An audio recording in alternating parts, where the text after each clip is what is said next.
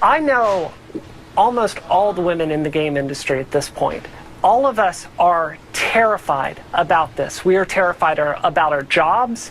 We are terrified that we are going to be next. And what we feel is there is a literal war in this industry on women. Welcome to the pandemonium that is the PrinnyCast Roundtable, a casual weekly show where we talk about what we've been up to and all the various gaming-related stuff from over the last week. We're your hosts. I'm Chris. This is Grover. Hello. This is Mike. Hello. And is directing us through text messages over there. And oh boy, this has been a week, folks. Not so much that there's been so much going on that it's just amazing or horrifying. I think it's just kind of come to a conclusion of sorts that is going to change how things operate around here, and I don't like it. So probably best to save that until later, because I have a feeling there's pretty good discussion going on there. And so, what have we been playing this week, Mike? Well, I don't know that game. I've been playing. I've been playing a lot. I've been playing Mount Your Friends. Still? Yeah, it's pretty crazy. Building that man mountain. It's actually pretty fun. Lots of Smash Brothers, lots of World of Warcraft. Not any more Diablo 3. Guess that one just kind of fell off again. Alien Isolation. Really good game, that one. Alien Finally. killed me. So, yeah, finally a good Aliens game. It's been a while. But I think that's why this one is called Alien Isolation as opposed to Aliens Colonial Marines, because when you think about it, each game does more or less represent the spirit of the movie that they were adapted from. So one's more of a horror game, one's more of an action game. Exactly. Yeah. And the aliens are not scary at all in Aliens Colonial Marines, but in this one, the one alien that you contend with throughout the whole game, it's kind of spooky. I mean, you hide from him. Sometimes he might find you in your hiding spot. You just never know. A little bit of Clock Tower and a little bit of Resident Evil 3. Yeah, well, I don't know about Resident Evil 3 on that, but from what I understood, it was fairly scripted. Yeah. Like, he would only come out in certain areas. This game, Alien Isolation, the alien come out in anywhere. I mean, you can make too much noise and he's going to show up. Oh, it's like 7 Days to Die. That's kind of like Clock Tower. Clock Tower? Boy, I have an accent every now and then. It's a clicky-clacky tower. Clicky-clacky Tower. Woohoo! But, yeah, I mean... Speaking of Spirit Tracks, have you been playing any more Hyrule Warriors? Because I know that DLC just came out, didn't it? The one with Epona in it? I don't know. I haven't been on it, to be honest. And here you've got that Season Pass thing, too. Yeah, well, I mean, me and Sydney have been... we play it together, and we've both been preoccupied with other things since the pre-patch just came out for the expansion for Warlords. True. So we've been doing that mostly. Really not a lot else. Just a lot of work. I've had to go to work a lot this week, fill in for some other people, so I haven't had as much free time as I normally do, and I won't going forward. So I won't have as much free time, but I'll still be using it to play video games. Naturally. And you got in some overtime while you were at it this week. Exactly. So you can spend more on video games you won't get to play. Exactly. My Steam list. I can't even begin to tell you how many games on it I haven't played. Tell me about it. Plus for me. Oh, jeez. So what have you been playing, Grover? Wait. There's no way you didn't play Smash Brothers. Oh, he did. I mentioned Smash Brothers. Yeah. Oh, you I Smash said Brothers? lots. Okay. I thought I you said did. Like, lots. wait a minute. He just didn't have much Every to say night. about it. Oh, Now, there's not really much to say. And just an addendum to that, since game news is going to be kind of messed up for eternity now, did you hear the recent announcement on the Wii U stuff? That there may be a board game-like mechanic, as well as a building your own stages is making a comeback. Yeah, I haven't heard anything official. I don't think Nintendo has made an official announcement. I haven't checked today, but it was actually leaked by Amazon, and their product description actually included those words. That's where people found it. Cool. It's getting to be a common thing where the stores are leaking stuff early, but such is the internet. You know what that has to do with, right? Damn pre-orders. Yeah. You can Pre-order now, and this is why you should do it. Here's all the features. Mm-hmm. But anyways, I Sorry, thought completely off track, as usual. I played first World of Warcraft. I got my character to 60. I'm in that plans now. I am overwhelmed with quests. So many quests that I've actually hit the quest limit in the game. And there's still tons of quests after that. I'm just walking around with people with exclamation marks over their heads. I'm just like, oh, shit. No, they're just looking for Solid Snake. I'm still playing We're Just Friends. I realized that there's all these little symbols all over the table. And I sat there and stared at them. And I was wondering how people would say, like, plus 50 points on was a little tiny word and was like, how the hell? But then I looked at the letters and DL, TL, TW, DW, and it occurred to me, oh, it was double your score, or triple your score. So suddenly, it's harder to beat me because I realize how you play now. Strategy. Yeah, strategy was using the little symbols. Then, for some weird reason, I went and played SimCity 3000. Oh my. For about 9 hours straight, just went on a SimCity 3000 kick. I did the loan way, and for the loan, I just basically supplied the little towns around me with power and water instead of making my own town until I paid off my loans. And then I kept doing that, even with trash. I just did that and then walked away for a little while. I went and watched the Cardinals, actually. I watched them get their asses kicked. Yeah, so I heard about that. Yeah, then I came back, I had about $2 million in the game, so I just built the entire area. I just flattened it all smooth and just built a grid city and then sat there and micromanaged that for hours and hours. And then, yeah, I decided, well, SimCity 3000 is fun. Let's go play SimCity 4. And I went completely insane because I forgot how much of a pain in the ass the gridding system in that game is. Basically, when you're laying down residential or commercial or even industrial, if you don't do your grid correctly, and sometimes even when you do your grid correctly, it doesn't matter, it'll try to add roads, whether you like it or not. And if you try to prevent it, which you can by holding shift, it'll simply show the little symbol that makes people see red. That basically means can't build houses here, and that's it. You're screwed. You have to dezone or try to rezone all of it. So it usually involves you doing one little strip of green and then doing it again and again and again, a couple of thousand times per area. Yeah.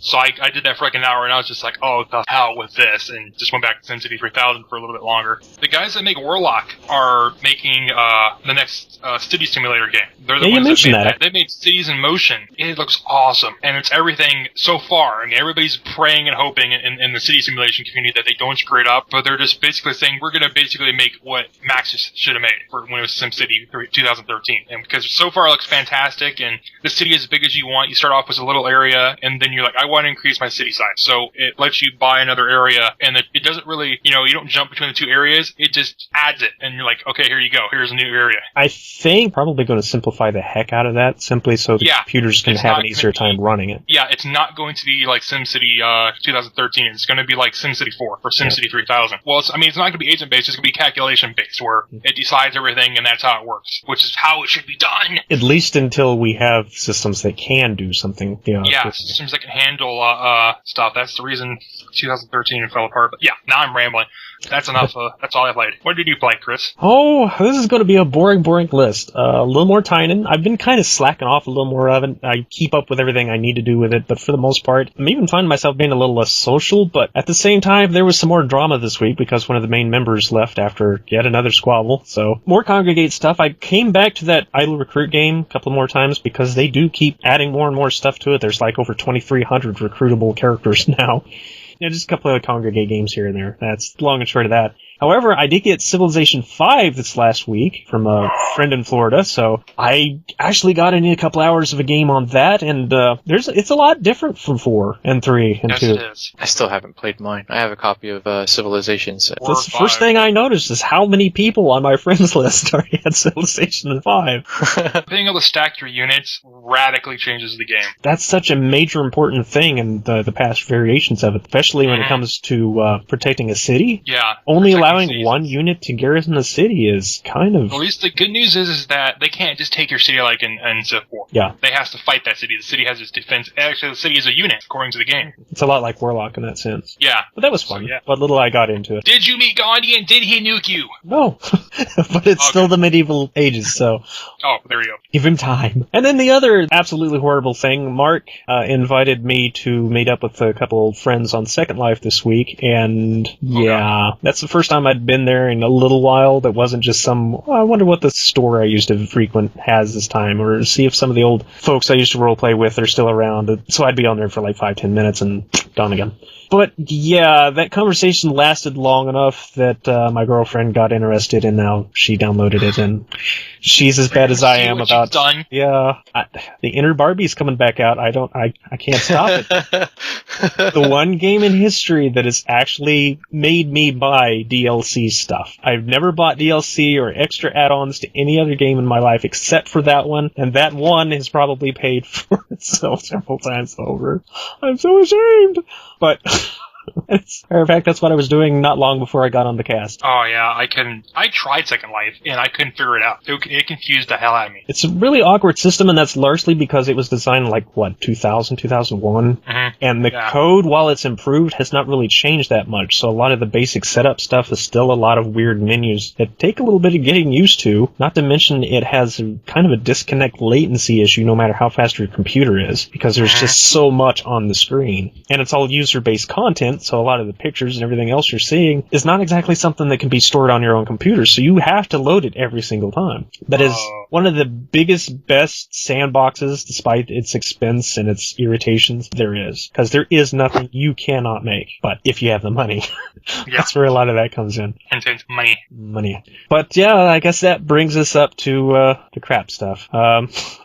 And I am intrigued. Tell me more. This is pretty unscripted, so I'll try to keep the rambling to a minimum. But as everybody has noticed, for the last several weeks, the news stories have been pretty non-existent. And it's largely because more and more of these websites are turning into more like magazines, where they're advertisements for somebody else, or it's a piece about some particular person, or some hearsay thing about a video game, which is fine for like Game Informer or something like that. But when you go into game news section of a website that already has sections for these magazine piece stories, and you have to sort through all of this crap to get to the actual news, that's kind of pointless. Yeah. If it was just that wouldn't be the problem. That second part of the problem is it seems like every third or fourth story is something else that's building a propaganda machine, and it drives me nuts every week. Because remember back in the day, not so long ago, when the two guys that were pretty much responsible for the Mass Effect 3 ending that is universally hated got all those death threats? I don't remember the FBI, I don't remember the police, I don't remember even a lot of people backing them up saying, okay guys, they made a mistake, it was horrible, they made this fantastic trilogy and had a horrible ending to the end of it, but there are worse things in the world than somebody making a bad ending to a good video game series. There wasn't even a whole lot of those. Suddenly, however, we get these really hardcore feminists who have something to do with the video game industry, who do something generally horrible, far more than just a bad game ending. They get death threats, and then all of a sudden it's primetime news. Yep. All because, and it's not even because they're women, it's because they're feminists. Yeah.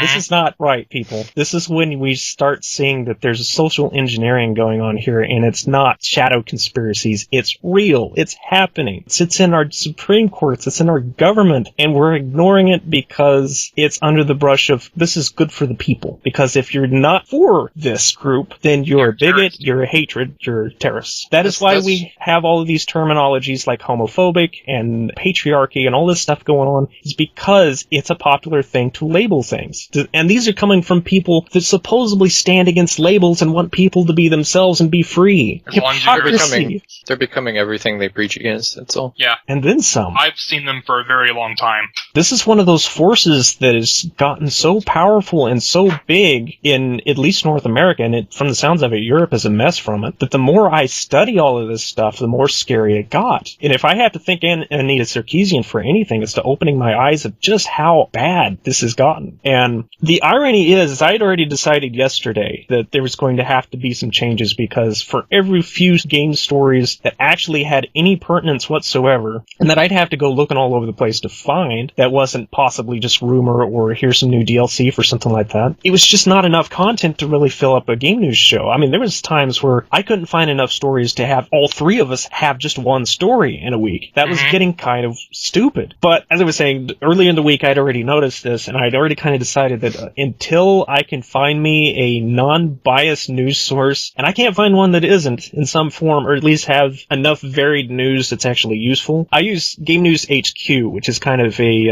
almost like a Google search of all the most recent stories, and so I go through those, and if something looks interesting, I'll make note of it, and regardless of what site. GameSpot is usually one I go to the most, simply because they're really horribly renowned for stealing other people's stories.